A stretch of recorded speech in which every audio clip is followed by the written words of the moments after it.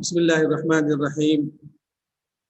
یہ حدیث بھی سابقہ روایت کی طرح انہی چیزوں کی طرف اشارہ کرتی ہے جس میں کہ اسلام اور ایمان اور احسان اور قیامت کی علامتیں بیان کی گئی تھیں۔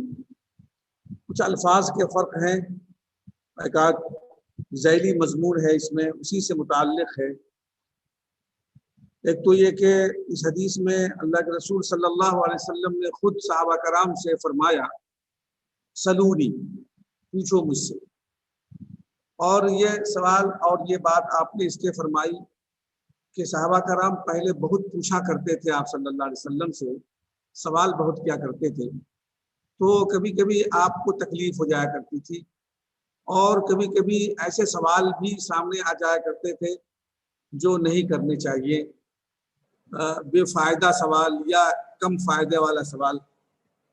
تو باقاعدہ اللہ تعالیٰ کی طرف سے حکم نازل ہوا اور قرآن کی آیت نازل ہوئی کہ ہر بات جو دل میں آئے حضور سے مت پوچھا کرو، یہ آپ کو تکلیف کی باعث ہوتی ہے۔ پھر صحابہ کرام سوال کرنے سے رک گئے اور باہر سے آنے والے مہمان کا انتظار کرتے تھے کہ کوئی مہمان آئے، کوئی غیر مدینے کا شخص آئے تو وہ سوال کرے حضور سے، آپ صلی اللہ علیہ وسلم جواب دیں تو پھر آپ کو معلومات حاصل ہو صحابہ کرام کو۔ تو یہ آپ صلی اللہ علیہ وسلم نے اسی موقع پر فرمایا کہ بھئی سوال کرو، بہت دن سے تم نے سوال نہیں کیا اور کوئی سوال بھی نہیں کر رہا ہے۔ لیکن صحابہ کرام پر آپ کی اتنی ہیبت تھی اور اتنا خوف تھا کہ اس خوف اور ہیبت کی وجہ سے اور اس رعب کی وجہ سے کوئی سوال نہیں کر سکا۔ تب اتنے میں حضرت جبریل علیہ السلام تشریف لائے اور پھر انہوں نے یہ چند سوالات کیے جو مختلف حدیثوں میں آ رہے ہیں۔ دوسری بات جو اس میں مزید بیان کی گئی الفاظ کے فرق کے ساتھ کہ ان تعبد اللہ کأنک تراہ، اس سے پہلے کی روایت میں یہ لفظ موجود تھے اور یہاں ہے ان تخشى اللہ، جس کی میں نے ان تعبد اللہ سے تشریح یہ کی تھی کہ مطلق اس میں عبادت اور نماز نہیں ہے بلکہ پوری زندگی بابندگی ہے، بندگی کے ساتھ جو اللہ تعالیٰ کے ساتھ ایسا معاملہ کرے گا وہ اس کو اس طرح سے اپنے آپ کو خیال کرنا چاہیے کہ اللہ کو وہ دیکھ رہا ہے یا نہیں تو اللہ اس کو دیکھ رہا ہے۔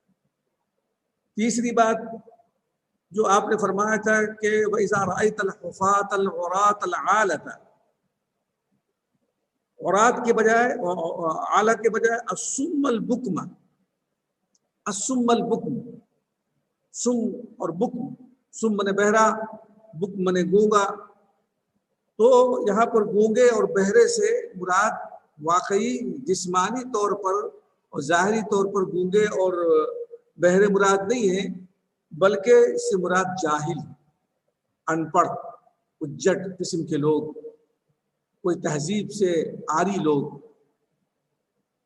جو جس طرح سے زبان گم ہو جاتی ہے، آدمی بول نہیں پاتا، کان خراب ہو جاتے ہیں تو سن نہیں پاتا، تو وہ ہر بہت سی باتیں، بہت سی بھلائیاں، بہت سے خیر سے محروم ہو جاتا ہے۔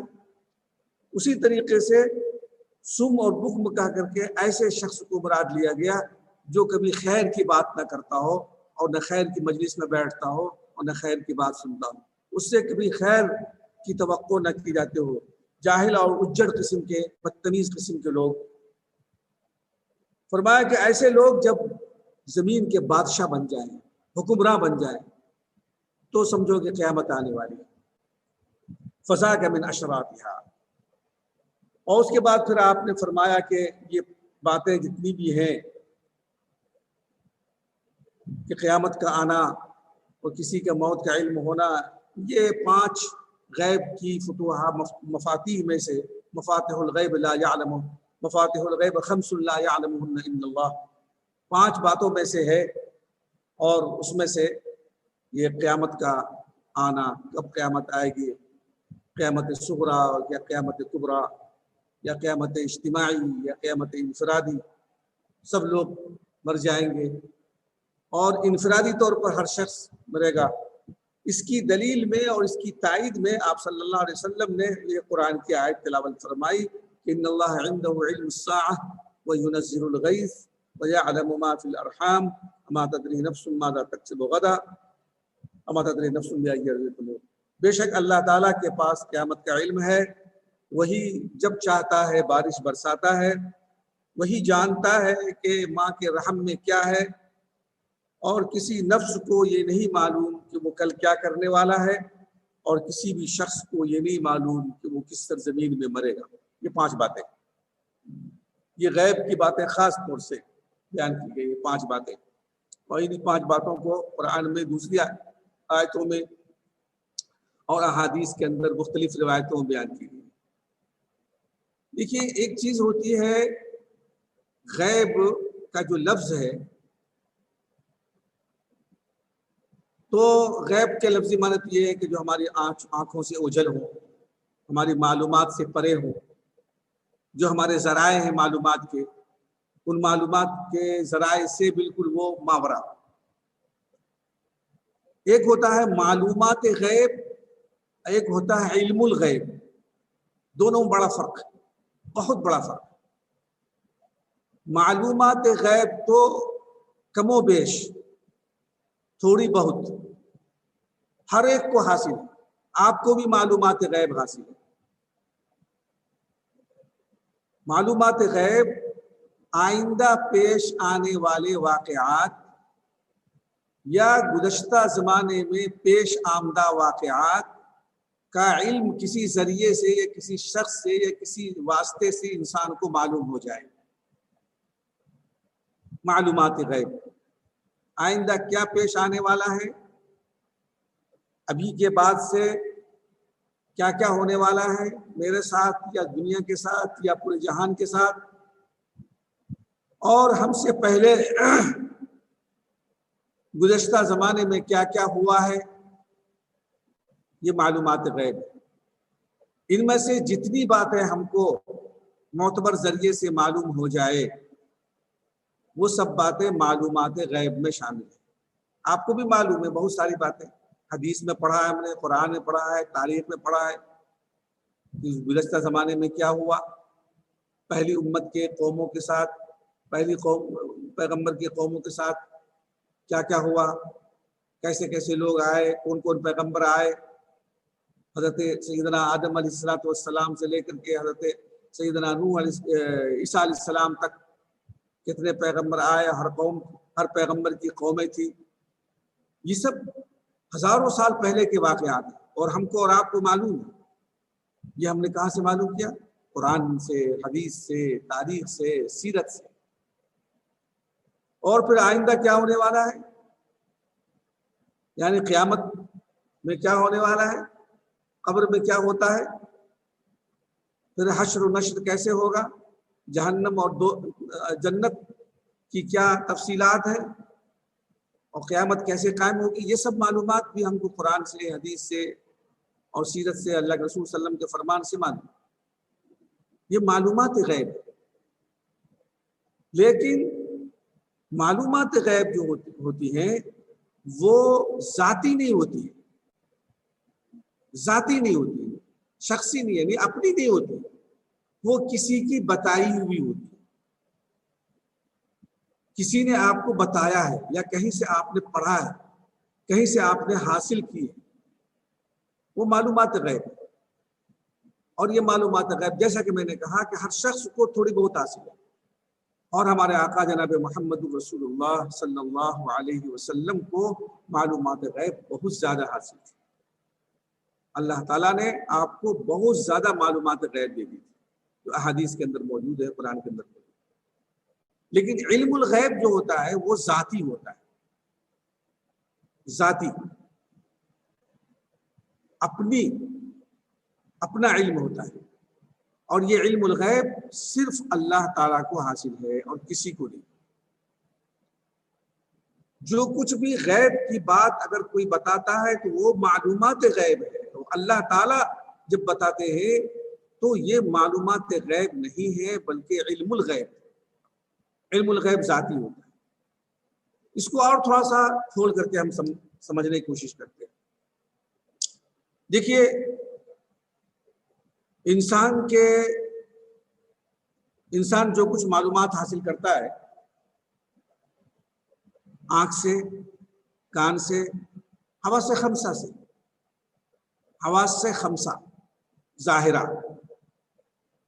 قوت باصرہ، قوت سامعہ، قوت ناطقہ اور قوت لامسہ اور قوت شامہ، یہ 5 قوتیں انسان کو اللہ تعالیٰ نے دی ہیں۔ ان 5 قوتوں کے ذریعے سے وہ معلومات حاصل کرتا ہے۔ ان میں سب سے بڑا ذریعہ معلومات غیب کے حاصل کرنے کے، جو علم حاصل کرنے کے، یہ معلومات مطلق کر لیجیے، معلومات غیب چھوڑ دیجیے، معلومات حاصل کرنے کے کا سب سے بڑا ذریعہ انسان کے پاس اللہ تعالیٰ نے آنکھ کو بنایا ہے۔ آنکھ کے ذریعے سے انسان بہت ساری معلومات حاصل کرتا ہے۔ اب ٹھیک ہے، جو معلومات آنکھ سے حاصل ہو سکتی ہیں وہ کان سے نہیں ہو سکتی ہیں، جو کان سے حاصل ہو سکتی ہے وہ زبان سے نہیں ہو سکتی ہے، جو زبان سے حاصل ہو سکتی ہے اور کسی دوسرے حادثہ سے نہیں حاصل۔ ہر حادثہ اور ہر ذریعے کا ایک مستقل دائرہ ہے۔ جو چیز آپ چھو کر کے حاصل کر سکتے ہیں، آپ چکھ کر کے آپ معلومات حاصل کر سکتے ہیں، وہ معلومات آپ دوسرے ذریعے سے حاصل نہیں کر سکتے، سوال ہی پیدا نہیں ہوتا۔ تو سب سے بڑا ذریعہ جو ہے انسان کے پاس وہ آنکھ ہے۔ اب آپ دیکھیے، آنکھ ہمارے پاس موجود ہے، ہم دیکھنے کی طاقت رکھتے ہیں، آپ کو ہم دیکھ رہے ہیں، اسکرین کو دیکھ رہے ہیں، یہاں پر بکھری ہوئی ساری چیزوں کو دیکھ رہے ہیں، لیکن ہم کسی بھی چیز کو جب دیکھتے ہیں یا کسی بھی چیز کے وجود کا جب ہم کو علم حاصل ہوتا ہے، ہم دیکھ رہے ہیں کہ یہاں پر کمپیوٹر کا اسکرین رکھا ہوا میرے سامنے، ہم دیکھ رہے ہیں کہ آپ اسکرین پر ہیں، تو یہ جو کمپیوٹر کا اسکرین ہے یا اس کا جو TFT ہے، یہ جو میرے سامنے رکھا ہوا ہے، میرے سامنے کتاب رکھی ہوئی ہے، یہ ہم نے معلومات حاصل کی۔ اس علم کو حاصل کرنے کے لیے یا اس چیز کو حاصل کرنے کے لیے ہر انسان آنکھ کے ذریعے سے جو بھی معلومات حاصل کرتا ہے وہ 5 چیزوں کا محتاج ہوتا ہے۔ 5 چیزوں کا محتاج ہوتا ہے۔ جب تک وہ ان 5 چیزوں کو بروئے کار نہیں لائے گا تب تک اس کو موجود شے کا علم نہیں حاصل ہوگا۔ 5 چیزوں میں سے ایک چیز بھی اگر غائب ہو جائے، ایک چیز بھی مفقود ہو جائے، ایک چیز بھی موجود نہ ہو اس کے پاس، اور بقیہ 4 چیزیں ہوں، تب بھی وہ علم حاصل نہیں کر سکتا کسی موجود شے کا۔ اب آپ کو ہم بتاتے ہیں 5 چیزیں کیا ہیں جن کے ذریعے سے انسان علم حاصل کرتا ہے آنکھ کے ذریعے سے۔ سب سے پہلے کسی چیز کے وجود کو دیکھنے کے لیے یا اس کا علم حاصل کرنے کے لیے اس کو ضرورت ہے آنکھ کی، اعلی بصارت کی۔ آنکھ اعلی بصارت، آنکھ یا اس کا قائم مقام، آنکھ کے ذریعے سے یا اس کا قائم مقام۔ دوربین لگا لیا ہے آنکھ میں، خوردبین لگا لیا ہے آنکھ میں، اسٹیتھوسکوپ لگا لیا ہے آنکھ میں، کان میں، تو آنکھ یا اس کا قائم مقام کا ہونا ضروری ہے۔ اگر کسی کے پاس آنکھ نہیں ہے، مثلا وہ اندھا ہے، نابینا ہے، تب تو پھر سب کھیل ختم ہے۔ کسی بھی چیز کے وجود کا علم اس کو اس طریقے سے حاصل نہیں ہو سکتا جس طریقے سے آنکھ کے ذریعے سے حاصل ہو سکتا۔ تو نمبر 1 ہے اعلی بصارت، جس کا ہونا ضروری ہے۔ نمبر 2 شے مرئی کا وجود، جس چیز کو دیکھنا ہے وہ چیز موجود تو ہو۔ اگر وہ چیز موجود نہیں ہے، آپ کے پاس آنکھ صحیح ہے لیکن وہ چیز ہی موجود نہیں ہے، ابھی بنی نہیں ہے، ابھی آئی نہیں آپ کے سامنے، آپ کی گرفت میں، تو پھر کیسے دیکھے گا آدمی؟ موجود ہوگا تو دیکھے گا۔ نمبر 3 شے مرئی کے پاس روشنی ہونا۔ شاید بات ہے اندھیرے میں کوئی چیز رکھی ہوئی ہوگی، چیز بھی موجود ہے اور آپ کے پاس آنکھ بھی ہے، لیکن جس چیز کو دیکھنا ہے وہ چیز اس جگہ پر روشنی نہیں ہے، اندھیرا ہے، بالکل ایک دم گھوپ اندھیرا ہے۔ ظاہر بات ہے وہ آدمی اس چیز کو نہیں دیکھ سکتا۔ اسی طریقے سے چوتھی چیز اعلی بصارت اور شے مرئی کے درمیان فاصلہ مناسب ہونا، فاصلہ مناسب ہونا ضروری ہے۔ بہت نزدیک اگر کر دیا جائے، آنکھ میں وہ لگا دی جائے، وہ چیز آنکھ سے بالکل سٹا دی جائے، تب بھی آدمی نہیں دیکھ سکتا، یا اس کو بہت دور کر دیا گیا ہے، میلوں دور کر دیا گیا، اتنا چھوٹا سا سامان تھا اور اس کو 1 میل دور پر رکھ دیا ہے آپ نے، نظر نہیں آ گیا اس کو۔ تو شے مرئی اور اعلی بصارت کے درمیان مناسب فاصلہ ہونا، فاصلہ مناسب ہونا چاہیے، نہ زیادہ دور ہونا چاہیے کہ نظر ہی نہیں آئے، نہ اتنا قریب ہونا چاہیے کہ دیکھ ہی نہیں سکے۔ اور اسی طریقے سے پانچویں چیز، شے مرئی اور اعلی بصارت کے درمیان کوئی چیز حائل نہ ہو، درمیان میں کوئی چیز حائل نہ ہو، دیوار یا پردہ یا کوئی چیز حائل نہ ہو۔ ان ساری چیزوں کا وہ انسان محتاج ہوتا ہے، اس کو بروئے کار لاتا ہے۔ اعلی بصارت کا ہونا چاہیے، شے مرئی کا وجود ہونا چاہیے، شے مرئی کے پاس روشنی ہونا چاہیے، مناسب فاصلہ ہونا چاہیے، بیچ میں کوئی چیز حائل نہیں ہونی چاہیے، تب جا کر کے ہم یہ اسکرین دیکھ پا رہے ہیں۔ اور یہ پانچوں چیزوں کو بیک وقت ہم نے استعمال کیا ہے، تب جا کر کے ہم اس کو دیکھ پا رہے ہیں۔ اب ان میں سے کوئی ایک چیز ہٹا لی جائے، کوئی ایک چیز آپ چن کر کے ہٹا لیجئے، تو پھر وہ سامنے کی کتنی سامنے رکھی ہوئی چیز ہو، آدمی کو نظر نہیں آئے گی اور اس کا علم حاصل نہیں ہوگا۔ اب آئیے اصل موضوع پر۔ اللہ تعالیٰ کو علم غیب حاصل ہے، اور اللہ تعالیٰ ان پانچوں کا محتاج نہیں ہے، پانچوں میں سے کسی کا محتاج نہیں ہے۔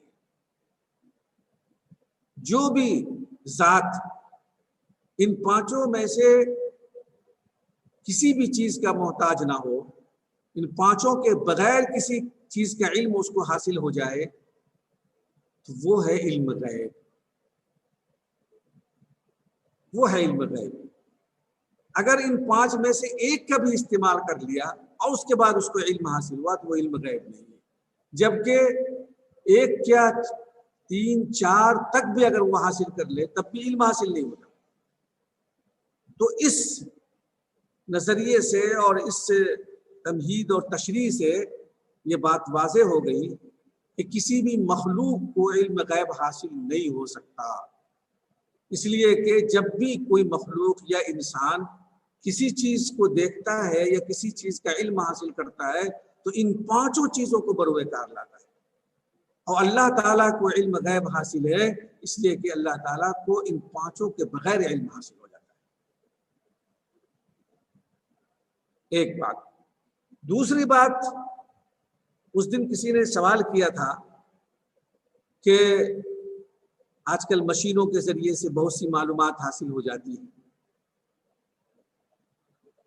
تو کیا وہ بھی علم غیب ہے؟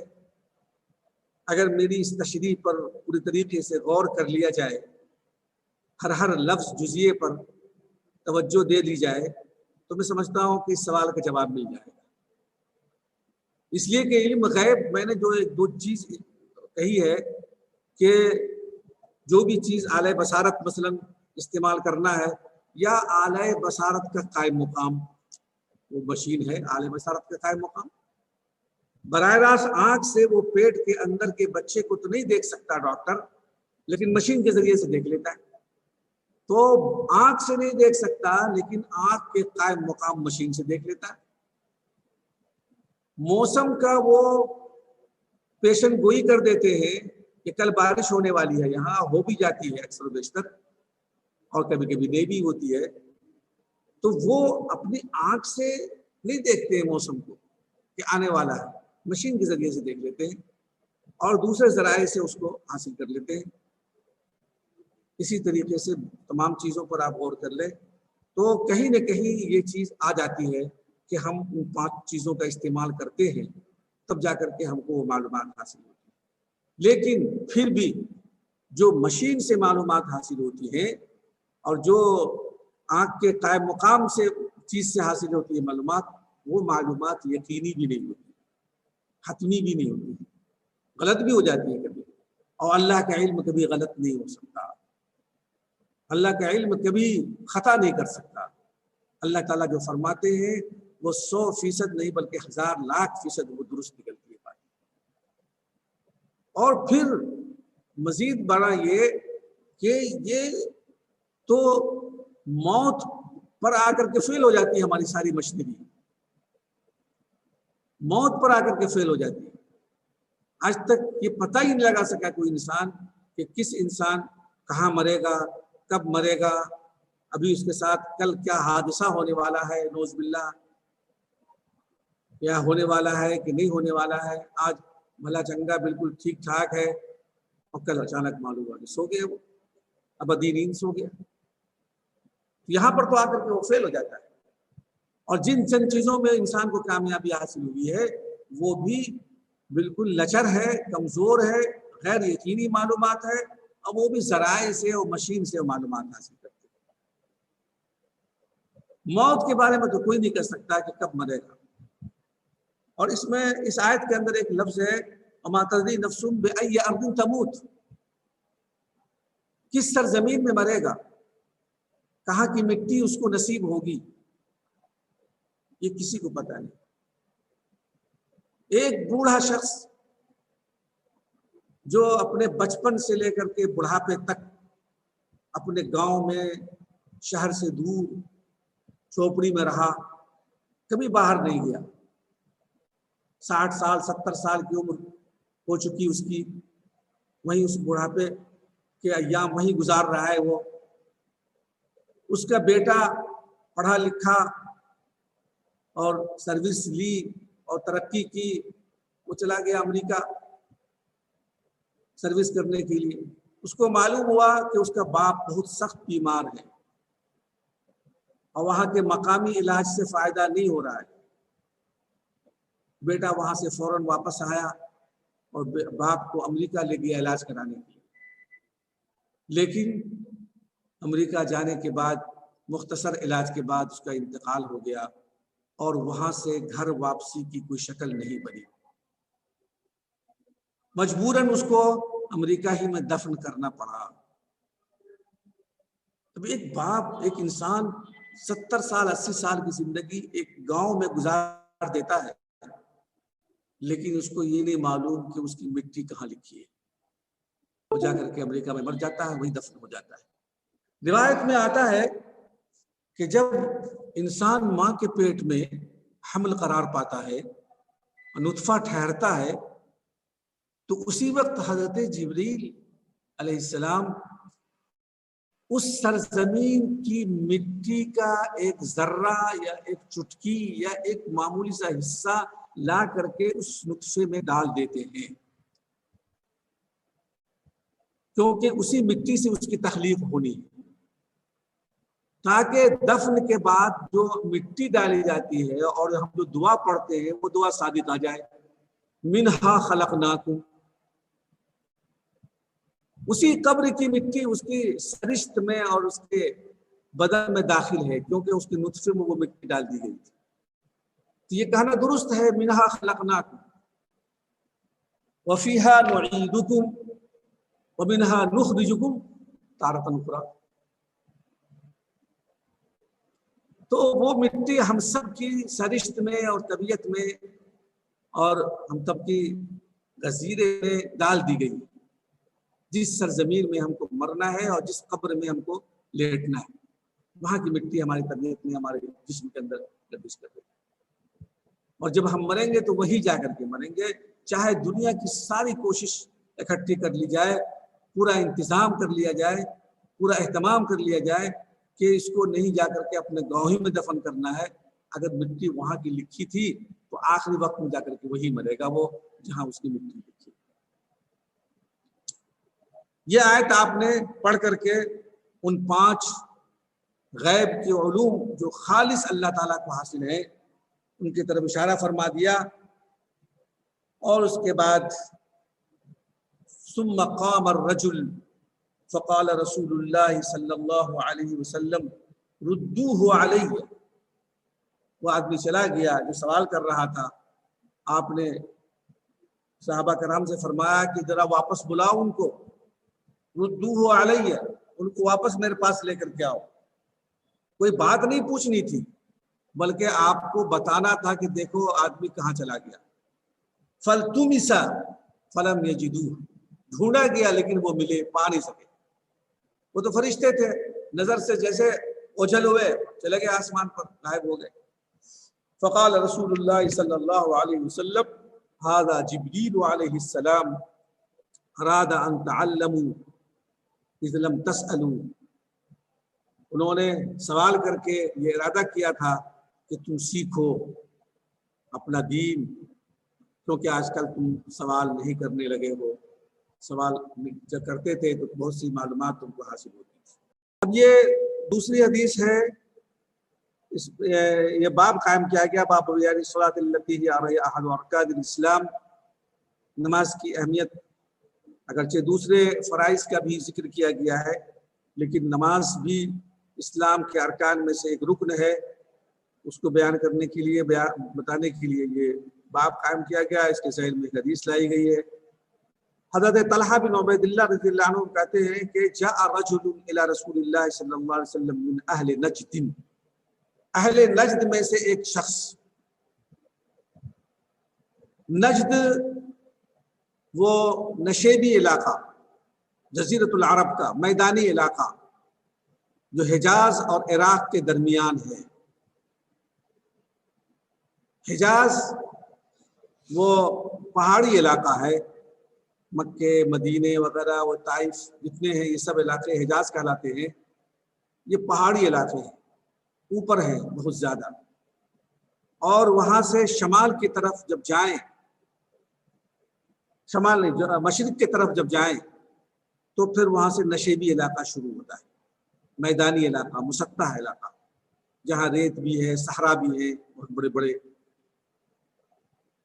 بادیت الشام اور جو ہے عرب الخالی وغیرہ، یہ بڑے بڑے صحرا، تو اسی علاقے کو نجد کہتے ہیں۔ نجد کہتے ہیں نشیب، بہت بڑا شہر آباد ہے، بہت بڑی آبادی وہاں آباد ہے، اور وہیں بڑے بڑے قبیلے، ربیعہ اور مزر کے قبیلے اسی نجد کے اندر تھے۔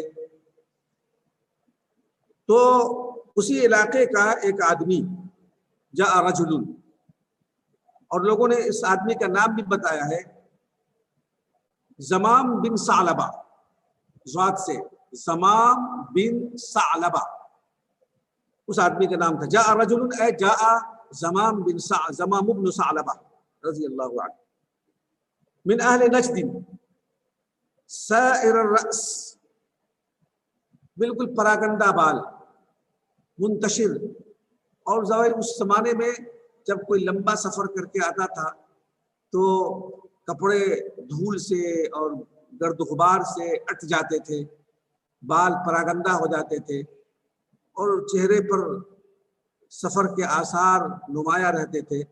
تو وہ اتنے دور سے چل کر کے آیا تھا، ظاہر بات سواری سے آیا ہوگا، تو اس کے بال بکھرے ہوئے تھے اور بہت زیادہ پریشان۔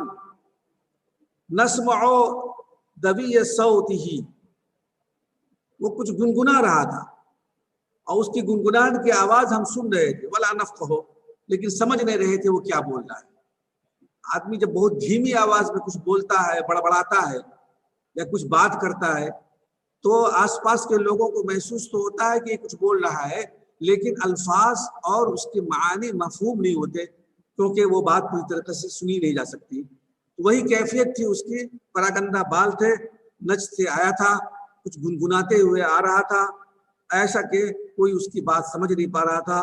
وہ سیدھے اللہ کے رسول صلی اللہ علیہ وسلم کے پاس پہنچا، اور آ کر کے اللہ کے رسول صلی اللہ علیہ وسلم سے سوال کیا اسلام کے بارے میں کہ اسلام کیا ہے، اور پھر آپ نے فرمایا کہ خمس صلوات فی الیوم واللیلہ، شب و روز میں 5 وقت کی نماز فرض ہے، فجر، ظہر، عصر، مغرب، عشاء۔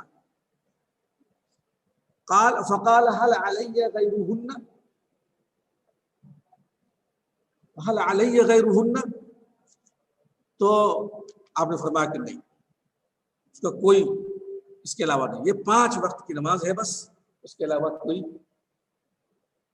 5 وقت کی نماز، اس کے علاوہ اور کوئی نہیں۔ تو پھر یہ 5 وقت کے علاوہ جو جتنی نمازیں پڑھی جاتی ہیں، یعنی سنت کے نام پر یا نفل کے نام پر، وہ فرض تو نہیں ہے۔ اور یہاں پر جو نفی فرمائی اللہ کے رسول صلی اللہ علیہ وسلم نے، قال لا کہہ کے مطلق نماز کی نفی نہیں فرمائی، بلکہ فرض نماز کی نفی فرمائی، جس کا پڑھنا ہر شخص پر ضروری ہے، چھوٹنے پر جس کی قضا واجب ہوتی ہے، وہ نمازیں مراد ہیں، مطلق نماز نہیں۔ آدمی نفلیں پڑھتا رہے، سنتیں پڑھتا رہے، اور ایسی بھی جتنی بھی جس کا جی چاہے پڑھتا رہے، لیکن فرض نماز کی نفی فرمائی آپ نے۔ قال هل علی غیرهن، قال لا، بس یہ نماز فرض ہے۔ الا ان تطوع، اب دیکھیے اس کو استثناء کر دیا، یہ مطلق نماز کی نفی کر کے نہیں، بلکہ نماز کی نفی کی، فرض کی، الا ان تطوع اس میں سے مستثنیٰ کر دیا کہ ہاں نفلی نمازیں تم چاہو جتنا چاہو پڑھو، وہ تمہارے اوپر ہے۔ وصیام شہر رمضان، رمضان کے روزے کا رمضان کے مہینے کا روزہ، فقال هل علی غیرهن، فقال لا الا ان تطوع۔ وذکر رسول اللہ صلی اللہ علیہ وسلم الزکاة، فقال هل علی غیرها، قال لا الا ان تطوع۔ زکوٰۃ میں بھی یہی معاملہ ہے، روزے میں بھی یہی معاملہ ہے۔ زکوٰۃ میں نفلی صدقات کی کتنی برکتیں اور کتنی فضیلتیں اس کی آئی ہیں، آدمی کرتا رہے، لیکن جو صاحب نصاب پر حولان حول کے بعد زکوٰۃ فرض ہوتی ہے وہ مراد ہے۔ الا ان تطوع۔ قال فأدبر الرجل وهو يقول والله لا أزيد على هذا ولا أنقص منه۔ وہ آدمی چلا گیا اور یہ کہتے ہوئے گیا، اور قسم کھا کر کے اس نے تاکیداً کہی، لا أزيد هذا ولا أنقص، جتنا آپ صلی اللہ علیہ وسلم نے بتا دیا ہے اس میں ایک ذرہ بھی اضافہ نہیں کروں گا، اور اس میں ایک حبہ بھی کم نہیں کروں گا۔ اتنی پابندی کا اہتمام کا اس نے قسم کھائی کہ میں اس میں سے کچھ نہیں کم کروں گا۔ اللہ کے رسول صلی اللہ علیہ وسلم نے جو اس کی بات سنی تو بڑا اچھا لگا آپ کو، اور اس کی دل کی سچائی بھی آپ کو معلوم ہو گئی کہ کتنی صداقت سے اس نے قسم کھائی ہے۔ افلح ان صدق، آپ نے فرمایا کہ افلح ان صدق، اور آگے کی روایت میں فرمایا کہ افلح و ابیہ ان صدق، اس کے بعد کی روایت افلح و ابیہ ان صدق، یہ آدمی کامیاب ہو گیا۔ و ابیہ، اس کے باپ کی قسم، ان صدق، اگر اس نے سچ کر دکھایا، یعنی پورے طریقے سے جیسا کہہ رہا ہے اس پر مکمل اگر عمل کیا تو کامیاب ہو گیا، جنت میں چلا گیا۔ اس میں ایک بات تو یہ ہے کہ وہ ابی، دوسری روایت میں وہ ابی کا لفظ جو آیا ہے قسم، تو یہ تو غیر اللہ کی قسم ہو گئی نا، اس کے باپ کی قسم کھائی جا رہی ہے، یعنی وہ احلف بابیہ، اس کے باپ کی قسم، اور جبکہ غیر اللہ کی قسم کھانا حرام ہے۔ بالکل صحیح روایت کے ساتھ مروی ہے کہ غیر اللہ کی قسم کھانا حرام، غیر اللہ کی قسم کھانا جائز نہیں، اور خود اللہ کے رسول صلی اللہ علیہ وسلم نے یہاں پر غیر اللہ کی قسم کھائی۔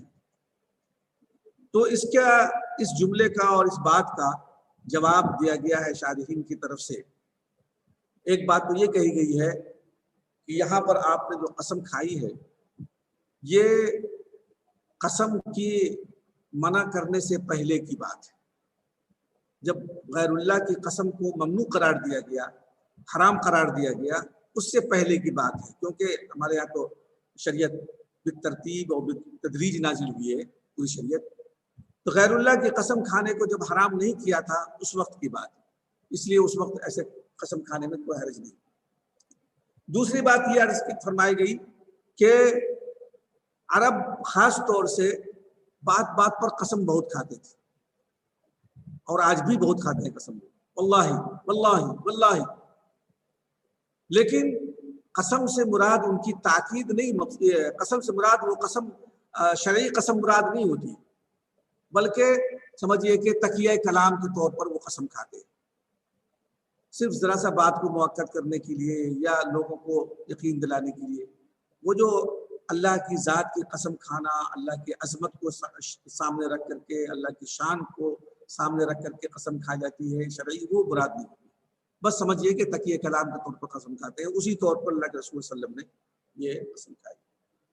اور تیسری بات یہ کہی گئی ہے کہ یہاں پر رب کا لفظ محذوف مانا گیا ہے کہ افلح ورب ابیہ، افلح ورب ابیہ، یہ آدمی کامیاب ہو گیا اس کے باپ کے رب کی قسم، تو قسم باپ کی نہیں کھائی گئی بلکہ رب کی قسم کھائی گئی۔ بہرحال یہ تین باتیں، اور بھی باتیں ہیں لیکن اتنی کافی ہیں، اور اس پر کسی کو اشکال نہیں ہونا چاہیے کہ اللہ کے رسول صلی اللہ علیہ وسلم نے غیر اللہ کی قسم کھائی، وہی مضمون ہے تقریباً، بس اس میں فرق یہ ہے کہ یہ پوچھنے والا ایک اور دوسرا شخص ہے، کئی واقعات پیش آئے ہیں، اور یہ اہل بادیہ کوئی عرابی آئے تھے پوچھنے کے لیے، اور انہوں نے اپنی صداقت سے اور اپنی سچائی سے، اپنی سادہ لوحی سے عجیب طرح کا سوال کیا اللہ کے رسول صلی اللہ علیہ وسلم سے کہ آپ کے قاصد ہمارے پاس آئے تھے اور اس طرح سے کہہ رہے تھے، واقعی ایسا ہے کیا؟ کس نے آسمان کو پیدا کیا؟ کس نے زمین کو پیدا کیا؟ کس نے یہ پہاڑ بچھائے؟ اللہ نے۔ تو کہا کہ جس اللہ نے آپ کو پیغمبر بنا کے بھیجا ہے، اگر واقعی اللہ نے آپ کو بھیجا ہے تو میں آپ پر ایمان لاتا ہوں۔ اور اس کے بعد پھر آپ صلی اللہ علیہ وسلم سے اس نے تمام احکامات پوچھے، اور یہ پوچھا کہ رمضان کا دن کی نمازیں، رمضان کے روزے اور حج اور زکوٰۃ، یہ سب، تو اس نے کہا کہ بلا سود ولا حاضہ ولا انقص، تو آپ نے فرمایا کہ اگر یہ سچ کہہ رہا ہے تو یہ جنت